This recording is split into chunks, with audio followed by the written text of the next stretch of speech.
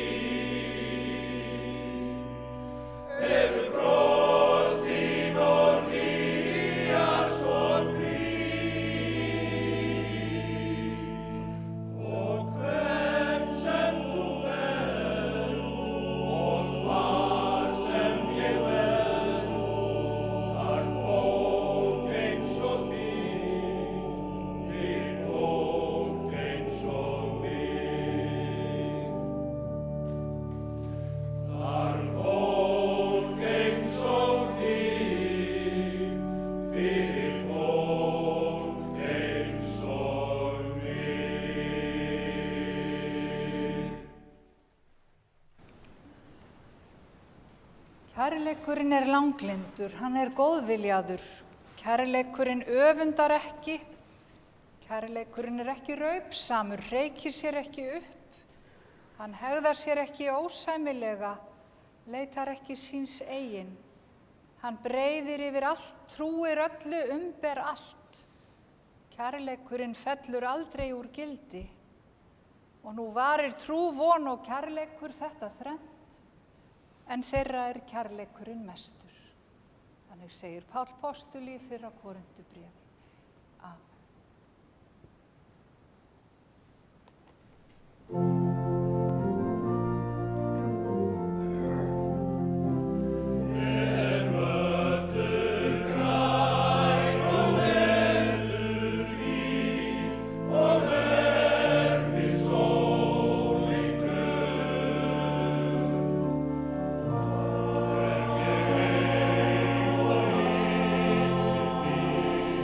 Verja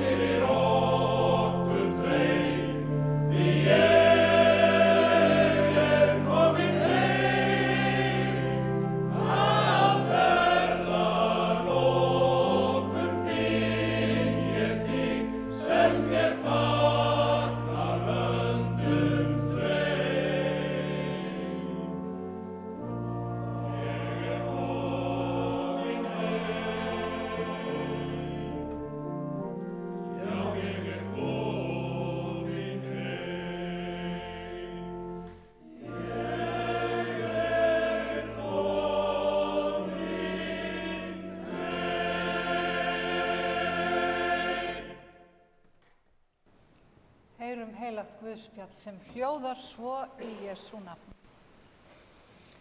Jesú segir, ef þér elskið mig, munuð þér halda boðorð mín. Ég mun biðja föðurinn og hann mun gefa yður annan hjálpara, að hann sé hjá yður að eilífu. Anda sannleikans sem heimurinn getur ekki tekið á móti, því hann sér hann ekki né þekkir. Þér þekkið hann því hann er hjá yður og verður í yður. Ekki mun ég skilja yður eftir munaðarlaus, ég kem til yðar. Innan skamms mun heimurinn ekki sjá mig framar. Þér munuð sjá mig, því ég lifi og þér munuð lifa. Þannig hljóðar hið heilaga Guðspjall, og lof sé þér Kristur. Amen.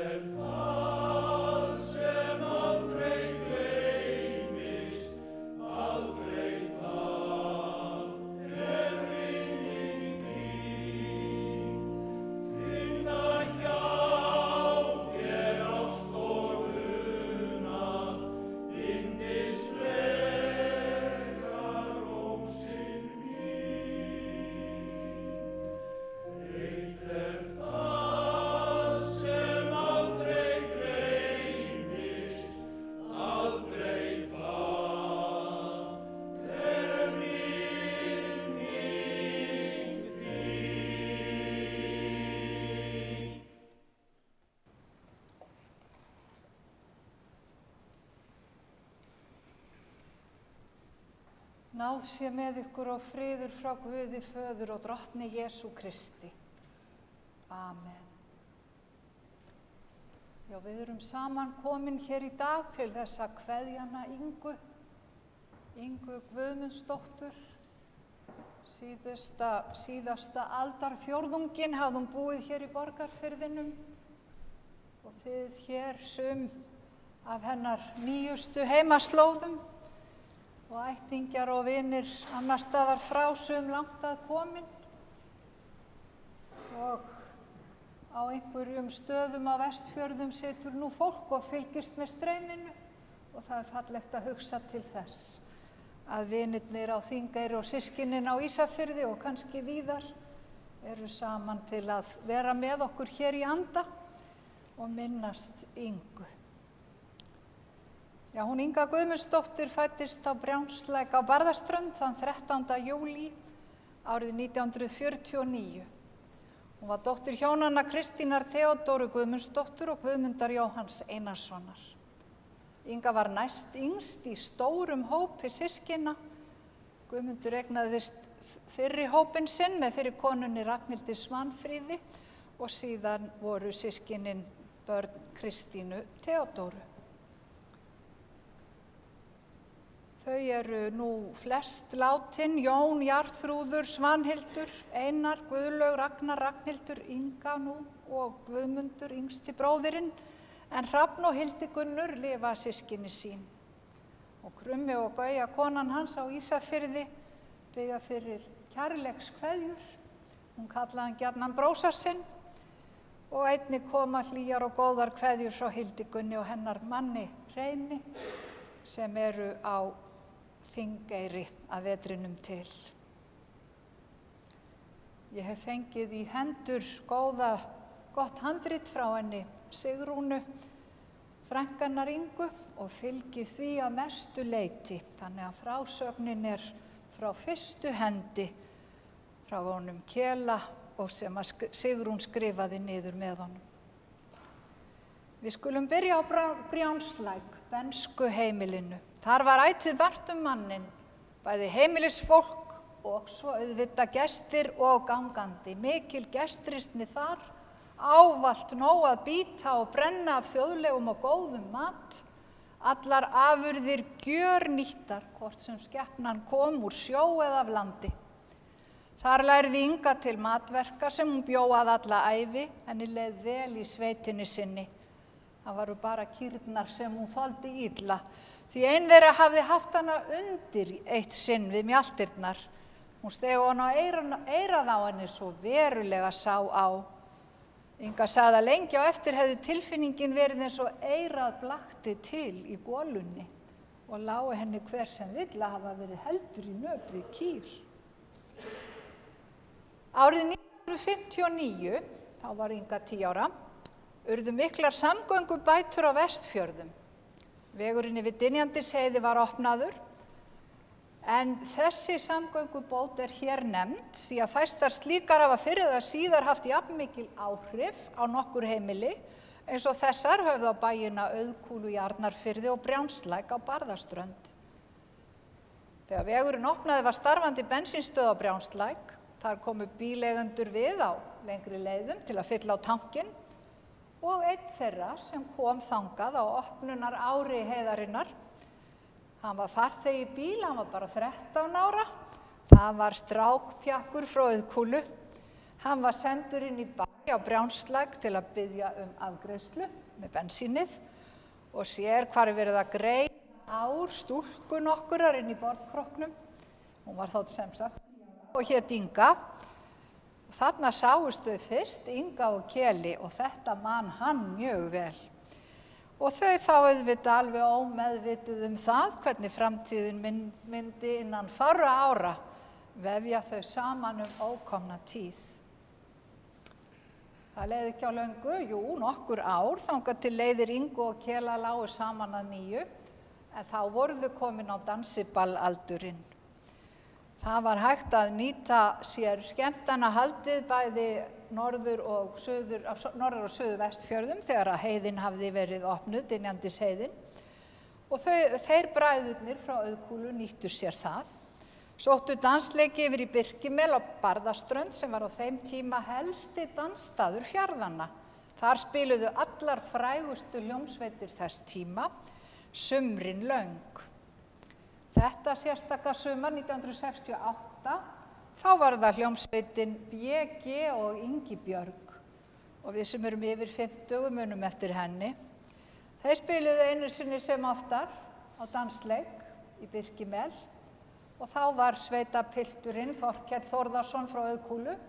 Þá var það sem hann hitti sveitastúlkuna Ingu Guðmundsdóttur frá Brjánslæk. Þegar hljómsveitin spilaði sitt fræga lokalag, Góða nótt minn litli ljúfur, var ekki aftur snúið. Upp frá því dönsuðu þau saman ævina út. Og rúmu ári síðar, og það var á afmælisdeginum hans Kela, 8. desember árið 1968, fyrir bráðum 58 árum, þá var séra Þórarinn Þór, 57 árum fyrirgefið, séra Þórarinn Þór var fenginn inn á Brjánslæk til að framkvæma þar mikilfenglega athöfn. Það voru 3 auðkúlubræður sem að játuðust 3 Brjánslækjarsystrum. Sögulegur atburður. Upp frá því hafa Inga og Keli sjaldan verið nefnd í sitt hvoru lagi. Fyrstu árin voru þau sameiginlegir ábúendur á Brjánslæk en fóru þá á vetrarvertíðir yfir á Þingeyri í Dýrafirði, Keli á sjóinn og Inga í fiskinn og með vorinu skiluðu þau sér alla jafna heima Brjánslæk aftur en það var vorið 1972 að þau ákváðu að setjast varanlega að á Þingeyri. Og þar bjuggu þau næstu 25 árin. Brekkugata 10 á Þingeyri var þeirra fyrsti varanlegi íverustaður í þorpinu. Ofurlítið og notalegt hús náði varla 50 fermetrum. Þar leið þeim vel. Það var oft mikill gestagangur en alltaf pláss fyrir alla, hvort sem var í fæði eða húsnæði. Það var bara búin til flatsang hér og þar, undir borðum eða bak við sófa. Fermetrar Hjartans réðu ferðinni en ekki fermetrar hússins. Af Hjartans fermetrum hjá Inga og Kela. Svo kom að því að þau byggðu sér sitt eigið hús. Í árslok 1978 fluttu það Hlíðargötu 20 hátt upp í hlíðinni með dásamlegu útsýni yfir þorpið og fjörðinn. Og nú hafði Inga mikið meira pláss til að stúsast í matargerð fyrir alla gestina sem auðvitað héldu áfram að koma og bakstrinum. Það voru hennar ær og kýr að taka á móti fólki. Og þegar hestamannamótin voru haldin á Söndum, þá fylltist húsið alltaf og þá voru allir kökudunkar fullir af kleinum og góðgæti, pottar yfir fullir af gúllasúpu og oftar en ekki nokkur læri í ofninum. Þessar gleðihelgar voru margir í gistingu hjá þeim hjónum, mikil kátína og ballfjör fram eftir nóttu. En stundum kom fyrir að næturgestir hrukku í morgunsárið upp við ógurlegan hávaða í vekjaraklukkunni hennar Ingu sem var gríðarstór bjölluklukka og fór stundum alveg óvart í gang. Klukkan sú var stundum nefnd hverfisvekjaraklukkan því talið var að í henni heyrðist alla leið niður á bryggju að minnsta kosti. Á Þingeyri vann Inga lengi í fiski, var algjör hamhleypa til verka. Það brást ekki að hún var viku eftir viku með toppbónus. Hinar konurnar höfðu ekkert í hana í afköstum. Hún Inga var fiskvinnslukona af bestu gerð, en stundum var hún dálítið seinheppin og fólk veltir því ennþá fyrir sér hvernig þessi snilldar skurðarkona sem var rétthönd, hvernig hún náði að skera sig í hægri höndina og það oftar en einu sinni. Og þegar frystihúsið tók pásur á haustmánuðum skellti Inga matráður í mötuneyti sláturhússins. Þar var hún heldur betur á heimavelli við að matbúa ofan í starfsfólk, bændur og búalið sem allt hafði mikla matarast á henni og lofsamaði hennar framlag til vinnu afkasta sláturhússins.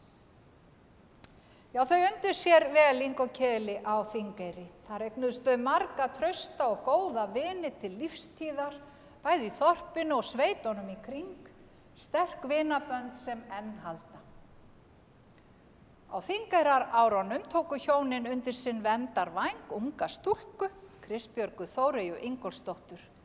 Hjá þeim hefur Kristbjörg ætíð átt sitt hjartaskjól með sig og sína fjölskyldu.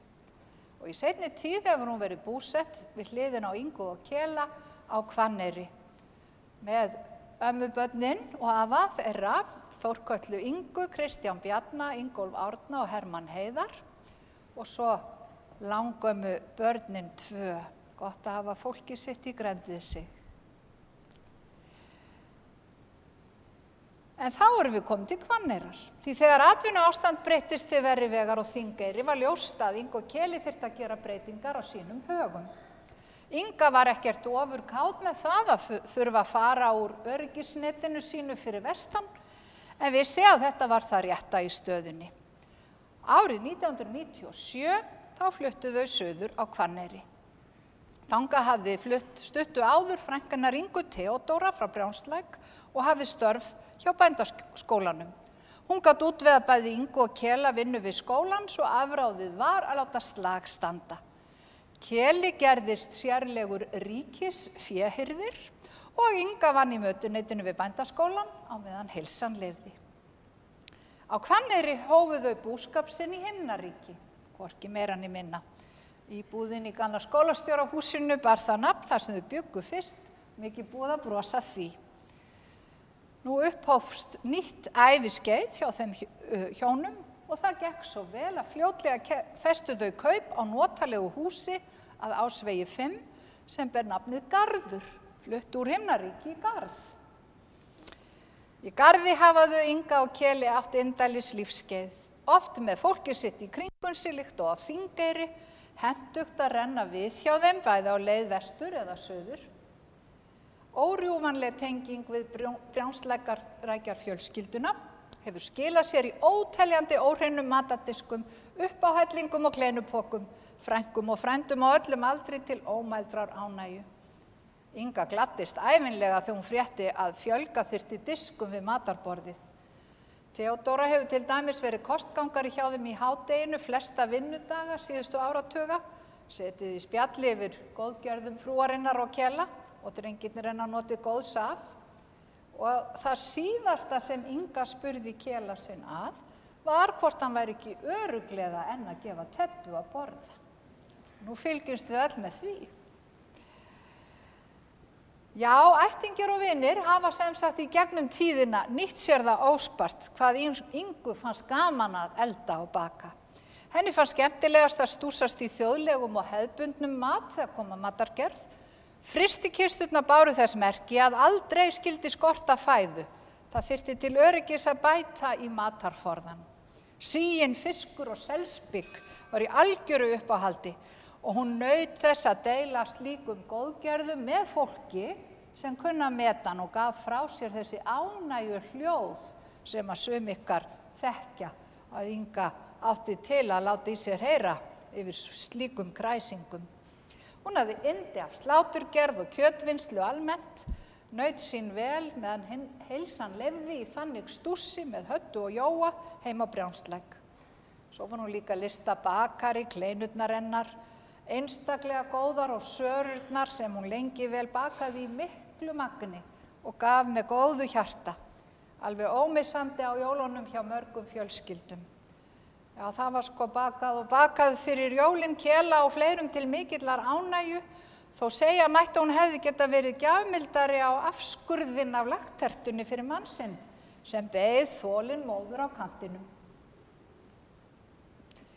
Hún var líka mjög handlagin, föndur og fínir í allskyns. Árum saman fengu piltar og stúlkur í fjölskyldunum heimagerðar gjafir og skraut sem enn er notað á mörgum heimilum. Hún sat við og saumaði sokkapoka, málaði á svuntur, nýtti saman jólastúlkur úr lopa og eldhússkraut úr könglum, svo eitthvað sé nefnt. Svo liggja eftir hana þvílík jólaskrauts listaverk úr fínasta filtsaumi, svo fullkomlega unnið að eftir er tekið. Jólatrésteppin, jólasokkarnir og jólaveggmyndirnar munu verða vandlega varðveitt til minningar hennar ótrúlegu vandvirkni og lægni. Inga var mikil fjölskyldu manneskja eins og heyra má. Hún hafði ekkert á móti því að ókunnugir héldu sig fjarri, en lék á alls ekki oddi þegar að ættingjar og vinir röðuðu sér í kringum hana. Hún naut þess að fara í sumarbústaði með ættingjum frá báðum vængjum hennar og Kela. Í rúman áratug hafa þau farið með systrum hans Kela í bústað að sumri til, hingað og þangað landið og átt ómetanlegar stundir. Þau fóru líka í alls konar bústaðaferðir og ferðalög með Brjánslækjarfólkinu hérlendis sem erlendis að ótöldum vinum og stundum komu hestar þar við söguna, þó væri nú frekar Keli sem hafði forgöngu í því, en mjög gjarnan var hún Inga ekki langt undan. Þau fóru til Vindau í sænska skerjagarðinum, Dörby í belgísku sveitahéraði, við fagurt fjallavatn í Noregi eða pönnukökuhúsinu við Kvíasö í Danmörku. Hvar sem hún var þá naut hún samveruna með hópnum sínum sem safnaði dýrmætum minningum. Já, þó heilsan væri brokkgeng og hreyfi getan orðin takmörk Ingu síðustu árin, þá lét ferðahópurinn það ekki stoppa sig. Gerðu gott úr stöðunni, hafði gaman af ýmsum uppákomum því tengdu og Inga hló nú oftast hæst að sjálfri sér. Vopnaleitin í utanlandsferðum gat verið spaugileg, þar sem Inga satt í stólnum með hrotuvélinni í fanginu og vottorð í hendinni vegna gangráðsins, skildi ekki stakt orð í útlensku og gaf einkennisklæddum vörðunum oft illt auga. Hvað þá þegar þeir grömsuðu í gegnum allt í töskunarnar, það hafði kannski óvart gleymst ein lítil grasakremskrukka. Og á flugvöllunum þurfti hópurinn oft að sjá eftir Ingu Kela og Elísabetu sem fylgdi með sem sérlegur ökumaður stólsins, að þau fengu svokallaða drottningar meðferð til að komast með Ingu í hjólastólnum út í flugvélar og þau flugu þetta í gegnum öll hlið og biðraðir án tafa. Það kætti nú frú Ingu sem hafði gaman að fíflagangi í góðum hópi og í þessum ferðum hefur kátínan sannarlega verið við völd. Það var til dæmis óvíst hvort allir kæmust klakklaust í gegnum hláturskastið sem braust út þegar komast skyldi Ingu eitt sinn upp í mínibúsinn með Elísabetu undir höndum aftan frá að tosa og Kela að ýta undin af framanverðu, hann búinn að teipa saman fjölmarga eldiviðarkubba til að búa til tröppu upp í bílinn og Inga veinaði af hlátri sem gerði nú verkið ekki auðveldara. En eldiviðarkubba tröppurnar voru notaðar alla ferðina. Já, það er gott að rifja upp glaðar og góðar minningar og af þeim er nóg. En nú hefur hún Inga lokið sínum ferðalögum. Hún lést blessunin eftir stutta innlögn á sjúkrahúsinu á Akranesi aðfaranótt 8. mars síðastliðins. Og í dag kveðjum við hana Ingu Guðmundsdóttur með virðingu og þakklæti fyrir hennar samfylgd í lífinu. Hennar verður sárt saknað, en minningabankar ættingi og vina eru barmafullir af góðum og skemmtilegum minningamyndum sem ylja. Og nú kveður hann Keli Ingu sína eftir samhenta lífssamveru sem hvergi hefur fallið skuggi á síðan á dansleiknum góða í Birkimel, þegar þau stigu saman sín fyrstu dansspor. Þeirra hjörtu hafa slegið í takt í nær 58 ár, sem er ómetanlegt og þakkarvert.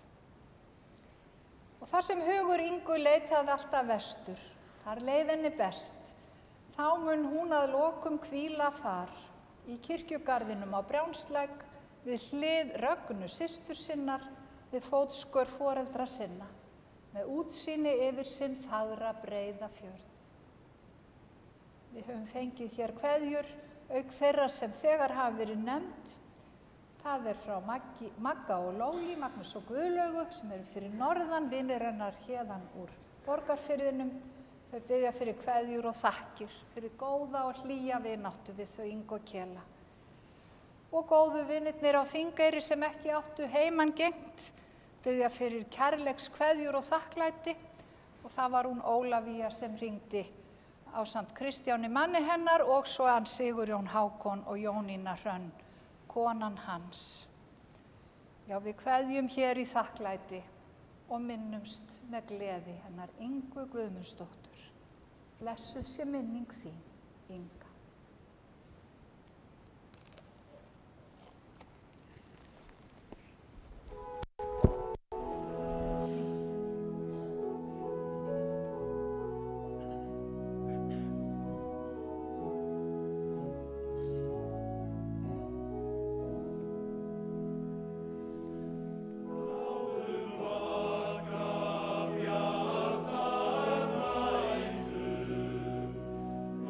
With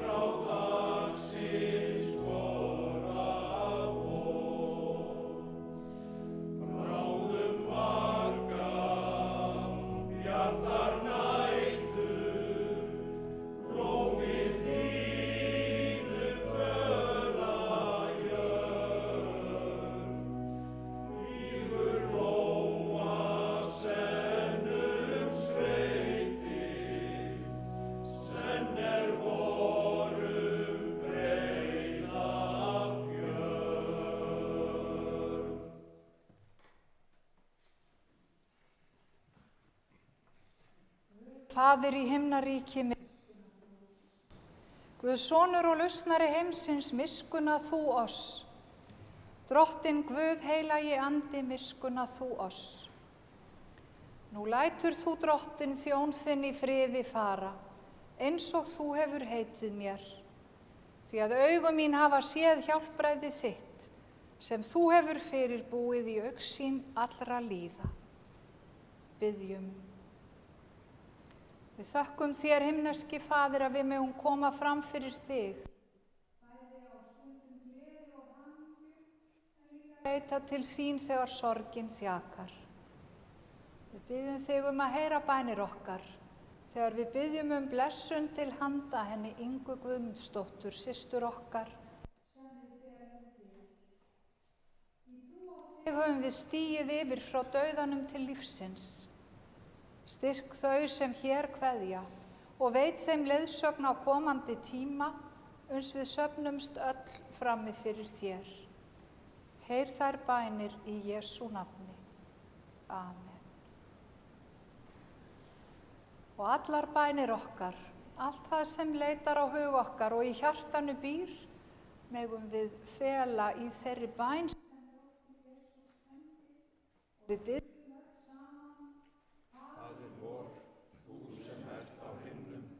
helgist þitt nafn, tilkomið þitt ríki, verði þinn vilji svo á jörðu sem á himni. Gef oss í dag vort daglegt brauð og fyrirgef oss vorar skuldir, svo sem vér og fyrirgefum vorum skuldunautum. Eigi leið þú oss í freistni, heldur frelsa oss frá illu, því að þitt er ríkið, mátturinn og dýrðin að eilífu. Amen.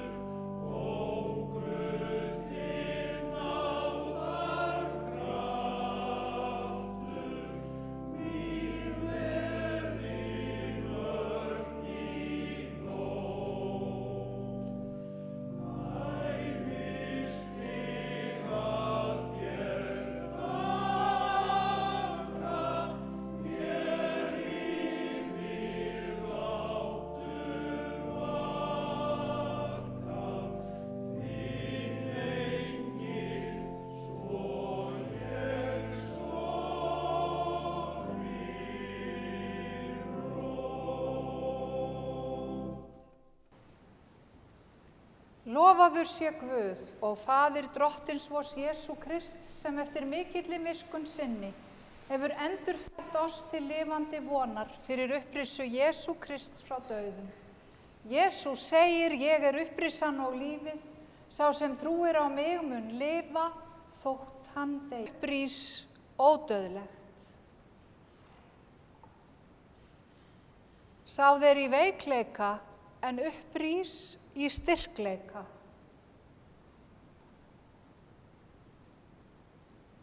Sá þeir jarðneskum líkama en upprís andlegur líkami.